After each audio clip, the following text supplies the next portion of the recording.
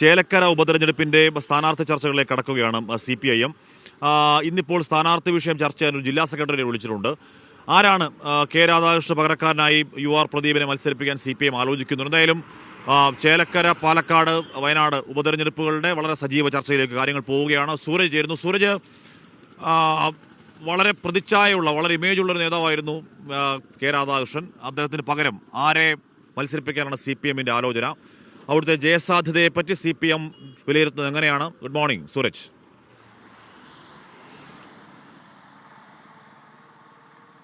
Good morning Hashmi. അരയും തലയും മുറുക്കി അങ്ങനെ ഉപതെരഞ്ഞെടുപ്പിനെ നേരിടാൻ CPIM ഇറങ്ങുകയാണ്. അതിന്റെ ഭാഗമായിക്കൊണ്ടാണ് ഇന്ന് നിർണായകമായ ജില്ലാ സെക്രട്ടേറിയറ്റ് യോഗം തൃശൂർ ജില്ലാ കമ്മിറ്റി ഓഫീസിൽ ചേരുന്നത്. രാവിലെ 10 മണിക്ക് CPIM സംസ്ഥാന സെക്രട്ടറി MV ഗോവിന്ദൻ പങ്കെടുത്തുകൊണ്ടാണ് ഈ സെക്രട്ടേറിയറ്റ് യോഗം വിളിച്ചിരിക്കുന്നത്. പ്രധാനമായും അജണ്ട ഈ തെരഞ്ഞെടുപ്പ് തന്നെയാണ്. ചേലക്കരയിൽ കെ രാധാകൃഷ്ണന് പകരക്കാരനായി ആരെ അവതരിപ്പിക്കണം? പ്രത്യേകിച്ച് CPIMന്റെ തൃശൂർ ജില്ലയിലെ ജനകീയനായ നേതാവാണ് കെ രാധാകൃഷ്ണൻ, അതിലൊരു സംശയവുമില്ല. പക്ഷേ കെ രാധാകൃഷ്ണൻ ചേലക്കരയിൽ നിന്ന് പിന്മാറുമ്പോൾ, അല്ലെങ്കിൽ ചേലക്കരയിൽ നിന്ന് മാറുമ്പോൾ പകരം കൊണ്ടുവരേണ്ട സ്ഥാനാർത്ഥി ആര് എന്നത് സംബന്ധിച്ചുള്ള ചർച്ചകളിലേക്ക് CPIM കടക്കുകയാണ്. അവിടെ മുഖ്യ പേരുകാരനായി അവതരിപ്പിക്കുന്നത് UR പ്രദീപിനെ തന്നെയാണ്. നേരത്തെ മുൻ MLA ആയിരുന്നു. കെ രാധാകൃഷ്ണന് വേണ്ടി ഈ ടേം വ്യവസ്ഥ പ്രകാരം മാറിക്കൊടുത്താണ്. കെ രാധാകൃഷ്ണൻ മത്സരിക്കാൻ വേണ്ടി നേരത്തെ UR പ്രദീപിനെ മാറ്റിയതാണ്. അതുകൊണ്ട് തന്നെ UR പ്രദീപിനെ മണ്ഡലത്തിൽ അവതരിപ്പിക്കാനാണ് CPIMന്റെ നിലവിലെ തീരുമാനം. പ്രത്യേകിച്ച് ജനങ്ങളുമായി വലിയ ബന്ധമുള്ള നേതാവാണ്. അതോടൊപ്പം തന്നെ ഈ മണ്ഡലത്തിൽ നടത്തിയ വികസന പ്രവർത്തനങ്ങൾ ഇതെല്ലാം തന്നെ UR പ്രദീപിന് ഗുണകരമാകും മണ്ഡലത്തിൽ എന്നുള്ളതാണ് CPIMന്റെ വിലയിരുത്തൽ.